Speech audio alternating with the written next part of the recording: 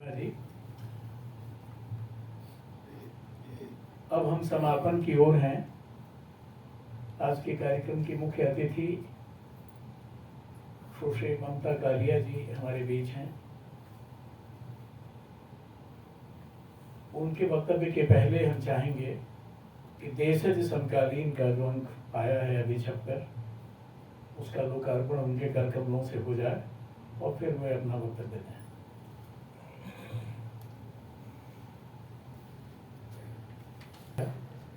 हिंदी के वरिष्ठतम कथाकार हैं, आप कविताएं भी लिखती हैं, आप बहुत महत्वपूर्ण संस्मरणकार हैं, निबंधकार हैं,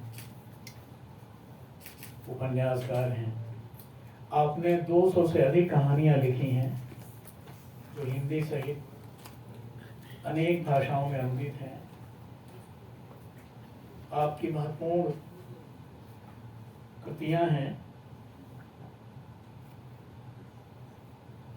छुटकारा, एक अदद औरत, जांच अभी जारी है, मुखौटा, निर्मोही आदि सभी कविता कहानी संग्रह हैं।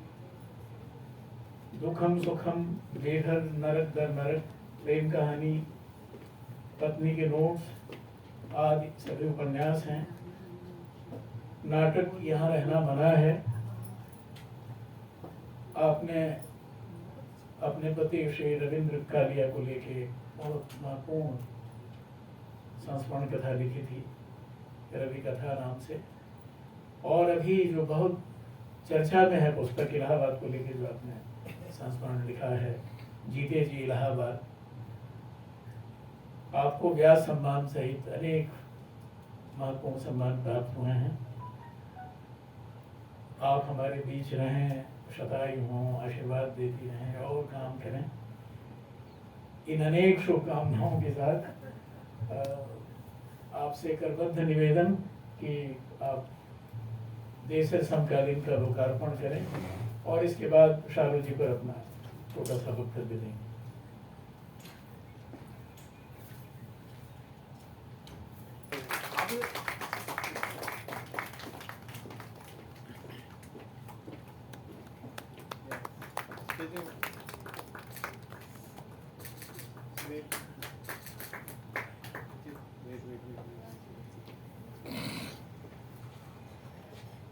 सबसे पहले तो ये मैं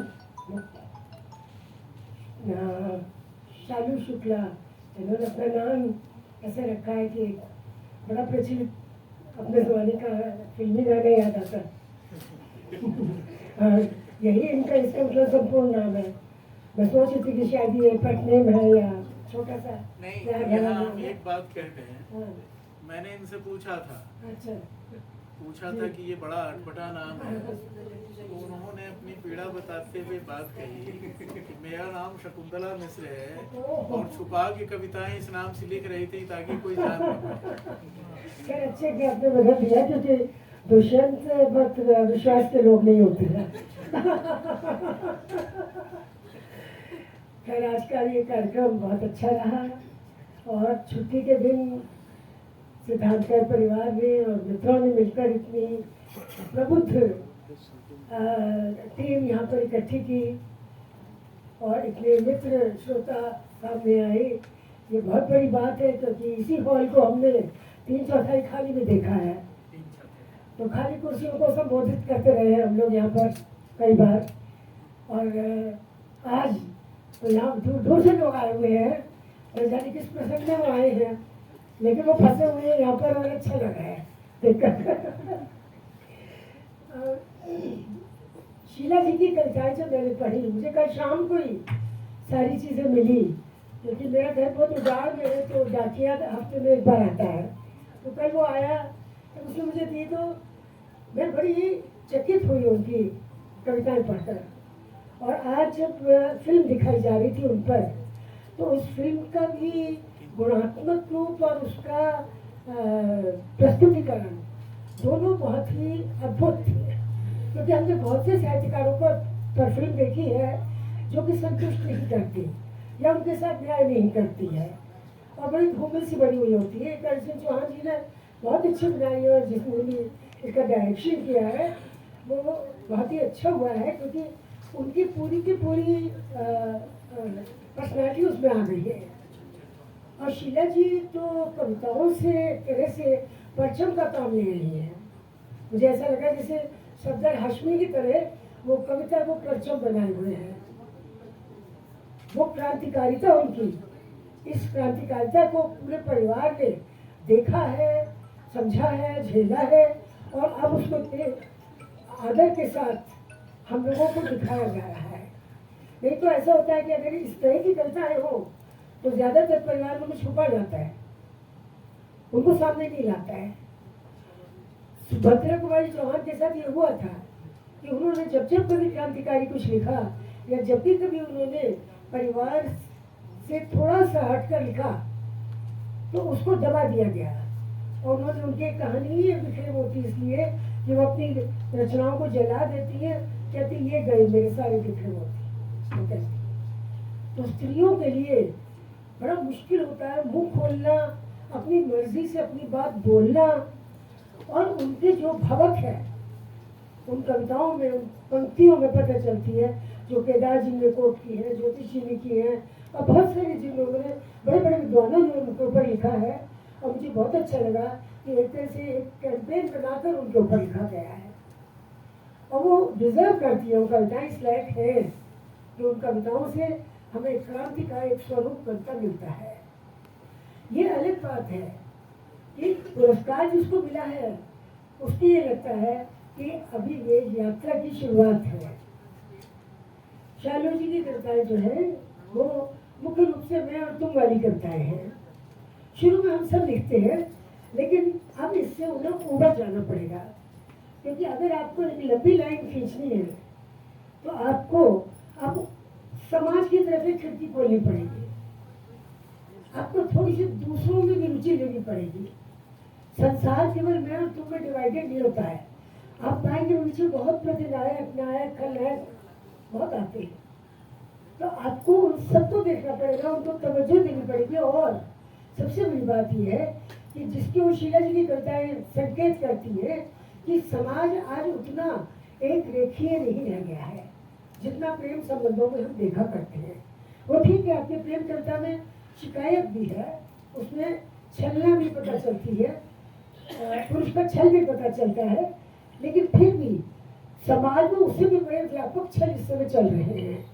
मुझे लगता है कि स्त्रियों को या क्या जो भी लेखक है जिसके हाथ में भी कलम है उसको आज अन्य छोटे छोटे सरोकार छोड़कर इन बातों पर ध्यान देना चाहिए कि कैसा समय हमारे यहाँ है। धर्म और राजनीति का ये मिक्सचर तो भेलपुरी से ज्यादा गड्ढमड्ढ है कि इसमें कितनी चीजें मिली हुई हैं और उसमें ऐसी ज्वलंत चीजें मिली हुई है कि आप एक चीज को छेड़िए तो आग लग जाती है, दंगे हो जाते हैं। जिस जगह कुछ नहीं हुआ वहां अचानक दंगे हो जाते हैं। तो समय आज बहुत पेचीदा है और समय आज बहुत इनफ्लेमेबल है, ज्वलनशील है। इस समय को आज जब तक लेखक पकड़ेगा नहीं, मुझे तो कई बार लगता है मैं कहानी शुरू करती हूँ और छोड़ देती हूँ आजकल लिखना, क्योंकि मुझे लगता है इस कहानी के अंदर से बाहर कैसे निकला जाए। ये पता चला अंधेर नगरी चौपट राजा जैसा कोई नाटक धारावाहिक चल रहा है हमारे यहाँ, और वो ऐसा चल रहा है कि जो सर आवाज निकालता कहता कि आज ये समाचार क्यों नहीं छापा, इसे जेल में डाल दो। अगर आपने कहा वो समाचार या वो भद्दा चेहरा हमें बार बार क्यों दिखाया जा रहा है, जेल में डाल दो। मतलब जब आपकी सारी की सारी कार्रवाई इस समय जेल की मांग करती है। वो जर्मन कहानी याद आती है जिसमें वो दो लोग आके पूछते हैं तुम ठीक हो, सब हो, सब हर चीज का जवाब देता है यस यस यस, मैं बिल्कुल ठीक हूँ, बिल्कुल ठीक हूँ, मैं बिल्कुल खुश हूँ।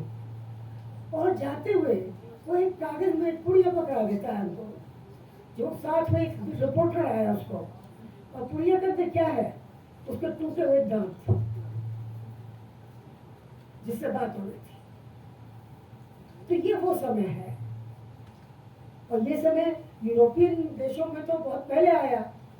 बहुत वहां पर तो हत्याकांड, नर हत्या कितनी ज्यादा हुई वहां पर। यूरोप इसका गवाह है, यूरोप के देश इसके गवाह है। आज भी संसार में शांति नहीं है। तो कविता को भले ही हम माने कि कविता बहुत सुकोमल चीज है, कविता में इस सबका वहन नहीं हो सकता। हमारे वैचारिक द्वंद्व को कविता शायद उसको सामने नहीं ला सकती, लेकिन हमें कोई कोशिश तो करनी पड़ेगी। और क्योंकि कई बार ये भी लगता है हमें कि जब हम प्रेम की बात करते हैं तो कहीं हम पलायनवाद की बात तो नहीं कर रही हैं। ये सारी चीज़ें सोचने की बात है, ये धीरे धीरे उम्र के साथ आता है। अभी उन्हें बहुत लंबी उम्र पड़ी है उनकी लिखने के लिए। मैं उन्हें शुभकामनाएं देती हूँ और सबसे ज़्यादा सिद्धार्थ नगर परिवार को और मित्रों को उनके इसके लिए साधुवाद देती हूँ कि आपने बहुत अच्छी तरह आयोजन किया। नमस्कार।